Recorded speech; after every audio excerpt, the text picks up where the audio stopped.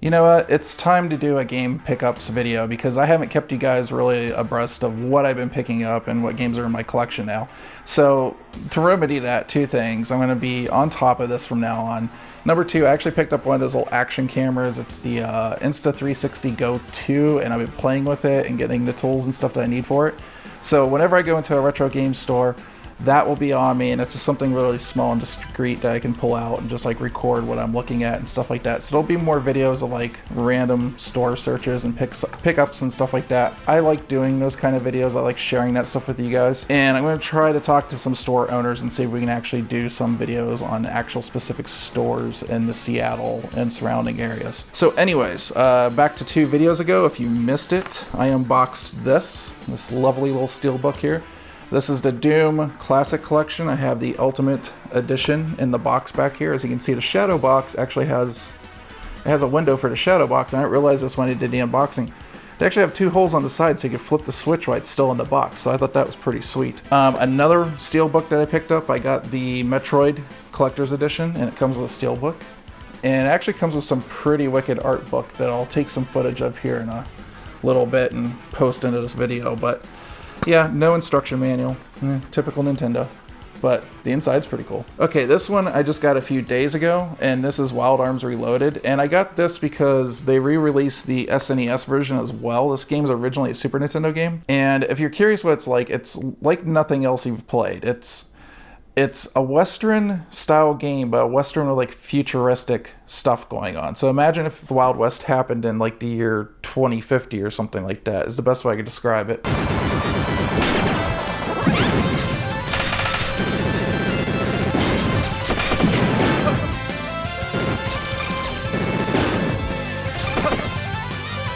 So there's like robots and laser guns and different things, and they actually added a few weapons in this, and they also added a few characters that make it play quite differently from the Super Nintendo. Honestly, they made this is the strictly limited version, but they made a version of this that was selling on shelves, and I looked at it a couple times, and just from the back of the screenshots it looks like they just took like the regular game and just widened it, and it didn't appeal to me because I was just like, I just played a Super Nintendo one. But it is actually quite different. It is not exactly the same game. It is actually like an improved version. So if you ever like this game, this Nintendo Switch version, there's quite a few of these you can probably find in used game stores and stuff. This version's pretty badass. Still waiting on my SNES repro card to get here though, or reproduction card of it. Okay, so I'll be sure to take pictures of the rest of my collection and put it into the new section on Discord for game collections, and feel free to do it for your collections as well, guys. Just make sure it's TOS friendly and safe for work. I don't want anything in there like, I don't know, like dead animals collection or anything like that. That's not what I'm trying to share here on the internet. Feel free. So as far as repro cards, I've got quite a few. So long story short, I had to go to Seattle last Monday, and I went into a retro game store, and one that I'm not very often because it's pretty far out in the way, and I decided to stop off, and I saw something there, and I was like, huh. So if you guys have seen this has been on limited run. This is the Mega Man the Wily Wars collection it's a repro cart of this, which if you know anything, this came out on the Sega Channel in the United States for the Sega Genesis, and it's a collection of like the first 3 Mega Man games redone for the Sega Genesis, but it never got released. It only got released in Japan, I believe, maybe Europe. No, it actually did get released in Europe, and some people have taken that European version and tried to port it over to NTSC, and it didn't quite work right. There's like some slowdown problems and stuff. So what they did is they re-released this. As you can see, it has a very Genesis looking box, which I love. So there's a very glossy instruction manual. There is a sticker book, which I want to be careful with because I want any stickers to peel, but there's a sticker book in there. And then there's a certificate. So apparently they only made 20,000 of these. So isn't that cool? But here's the really cool thing. You guys know what a Sega Genesis cart looks like, I'm sure. Look at this thing. Look at how freaking pretty that is. So the cool thing that they did with this is they didn't only just release the, European version and like port it over like a lot of other people have done, but a lot of the slowdown issues and stuff, they've actually fixed them. So they've actually fixed the game up so it runs a lot better, and it's just, I love that sparkle in that cartridge. That is just, oh, focus, focus, focus. That is just gorgeous. Okay, speaking of repros, I've been into this like kick where when I see something that I'm interested in, I get a Game Boy cart because I really love my Game Boy. I love my Game Boy Advance was in the Army, and I don't have a lot of experience with the Game Boy Color. One of the things I know about the Game Boy Color is Shantae is one of the hardest games to find, and especially for a good price. It goes for hundreds of dollars. It's insanely expensive. There wasn't many print runs of it. This last year they did a repro of it, and I ordered it, and here it is. It's from Limited Run. And it's a limited run version of Shantae. Now the reason I've been picking up Game Boy games is I've wanted to get back into the portable again. The kind of things I would want to do to a Game Boy Advance to get it up to snuff to today, where I'd want it with like a modern screen. It's bright. It's not too dark. I don't want to squint and try to have to see everything. You don't have like that flicker and stuff. The Analog Pocket, once you do all that stuff to a Game Boy Advance, you're pretty much at the same cost as an Analog Pocket. So I just decided to go ahead and get that. And it's a pretty good repro of the cart. It's got that nice, really glossy label. And on the back of the PCB, they actually have Limited Run stamped on there. So that's pretty cool. So obviously you start collecting for Game Boy, you need like a really good Mario Brothers game. And I got Super Mario Land 6 golden coins. Found this for like 15 bucks. It was a steal for that. This is by far, in my opinion, the best one. I love that version of the game, and I've actually beaten it once already. It's relatively short, it doesn't take that long. Another one, you guys know I'm a pinball nut, and one that I played hundreds of hours when I was a kid, and I was glad to find this, and I found it for like 10 bucks. I was super thrilled about that. Kirby Pinball Land. This game is a freaking classic. When I was a kid, I could beat all 3 tables on this cart in one go, and then go to the extra tables. I've almost gotten back to that point. I can usually do about beat 2 tables before I end up losing all 3 lives.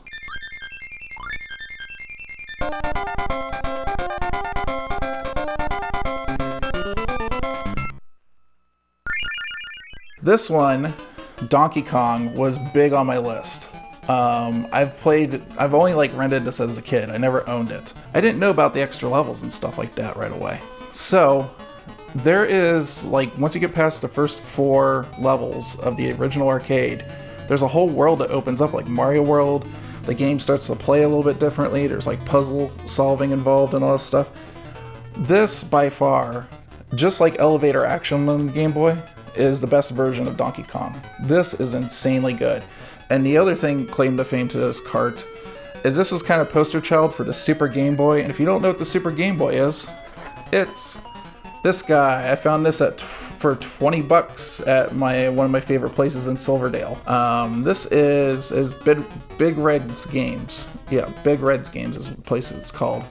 And if you don't know, this is basically a Game Boy, like the Game Boy guts inside of a Super Nintendo cartridge. You put it in, and it just runs on the Super Nintendo. It runs all your original Game Boy games, not color or advanced games, obviously. Those 2 hadn't come out yet. Okay, and so we're almost done. There's just a few more pickups I wanted to show you guys that is mostly for my retro gaming consoles, and I'm so excited to have a few of these. So first of all, in the same store in Silverdale, I was able to find a relatively decent version of Double Dragon versus Battletoads. So there was actually a game where Double Dragon and Battletoads teamed up. And I believe this was actually made by the Double Dragon people, not Rare, but I could be wrong. Actually, no, I think it was Rare that made this. Same place I picked up the Mega Man Wily Wars last week. Contra 3 Alien Corps. Now, this is high on my list. This has been high on my list for a while, so I don't feel like I necessarily got a great price. I will tell you that I paid under 50 bucks for it, so I didn't really get ripped that much. There's a lot of places I've seen where they're charging like $70, $80 for this, and it's just insane. And kind of the same deal with this cart, Turtles in Time. Finally got it. Paid under 50 for it. It actually had a few versions of this at the store, and they let me look through and pick the one with like the best sticker and stuff. $30 in Seattle about 2 weeks ago. I found another Holy Grail, one that I've been looking for a while, and that is Super Mario World 2 Yoshi's Island. So this one actually uses the FX chip like Star Fox, and they did some pretty cool effects and stuff with this one, so super happy to have this one. Okay, so a few loose Genesis carts. I found Revenge of Shinobi, and not too expensive. I've only paid $8 for this, and so great game for $8. I love this game. Loose Card of this was a little bit more. It was about 20. Streets of Rage 1, fantastic classic game. Never grew up with a Genesis, never had this, but I will tell you guys, getting into this retro stuff again and going through this Genesis collection has been one of my favorite things. I'm falling in love with the Sega Genesis in a way that I didn't think I would, because I always thought like my love for like the older Nintendo stuff and Super Nintendo stuff was kind of fueled by nostalgia, you know, a lot. And there may be a little bit of nostalgia for the Genesis, but I never had one as a kid growing up. I'm really loving the collection. And the thing I'm finding out too is like the Genesis games, way cheaper than the Nintendo stuff. By a long shot a lot of times. Another one that I've come to like a lot, and I also got for under $10, and the label is a little bit screwed up, but X-Men for the Genesis, and this is a great game. They also had X-Men 2, but I wanted to save a little bit on my budget that day, so I didn't pick it up. So altogether, I think I only spent about $50 with these. Okay, another one I found at Big Red's Games in Silverdale. Rocket Knight Adventures, and when I saw this, I had to jump on it. So it came with the sleeve, it came with the cart, but it comes in this plastic case. So obviously not a real Genesis case. It's kind of like one of those rent-a-store, like Jack of all trades. So it must have been a rental game. But I've been wanting to play this for a while. My cousins always talked great stuff about this game. The cartridge is a little bit messed up. So as you can see, the label's taking quite a bit of damage. But in the Seattle area, for some reason, I've looked and looked and looked, and I cannot find this game anywhere. So just to see it in the wild once, and the fact that it wasn't that expensive, it was a little bit pricey even for this. I think I paid $30 for this, but damn, it's worth it. This game is freaking awesome. Like, my cousin was right. This game kicks ass. All right, so another one that I picked up, and this one is actually newish. I paid $25 for this. And that is Little Medusa. And this is actually a newer game that came out, and it's a little puzzle-based game for the Sega Genesis. And it's actually done by Mega Cat Studios. So this game's actually available on things like the Evercade, like a little portable, and the Versus system. So there's actually like a Mad Cat Studio like collection you can get, and this is one of the games on there. So kind of cool for a little. It's not even a repro. It's a brand new Sega Genesis game that just came out a few years ago. So it was kind of cool to see this out in the wild. It has the instruction manual and everything in it. So as you guys can see there, pretty good shape. So to see a newer game in a retro game store that was just with the rest of the used games was kind of like weird in a way. I haven't seen. For me, it's weird. I don't run into that too often. All right, I'm not gonna lie. This is the most expensive game in my Genesis collection, but when I saw it, I knew I had to have it. It's one of those things. I don't see him out in the wild. I see him out in the wild, but not in this kind of condition, and certainly not complete in box. This is Streets of Rage 2 for the Sega Genesis, and I paid $65 for this, but yeah, I needed to because it actually has the manual and everything included. So a little expensive, but I love the Streets of Rage games. If I saw Streets of Rage 3, I'm sure that thing probably goes for $100, so I would probably end up spending the money for that, to be honest. Okay, and the last of it, this stack of NES games, and I will tell you, I probably paid less for this stack than I did for Streets of Rage 2, but it was on my, list, which I almost kind of consider my bucket list too, if that's weird. So number one here, I got this just for a few bucks. Blades of Steel. So this was a hockey game for the NES, and I just sat down and played it the other day. I had like little mini games like Gradius and stuff. If you actually got like checked somebody too many times in the game, there was like this little mini game where you'd actually fight them and stuff. And then if you won, they had to go to the penalty box and you got an advantage. Also things like penalty shooting was really cool on this. This game is actually still fun to this day. I actually found myself playing this for a couple hours, just playing exhibition matches and stuff. Another one, I think I maybe paid like a 10 for it or something like that. Blaster Master. This one's a classic.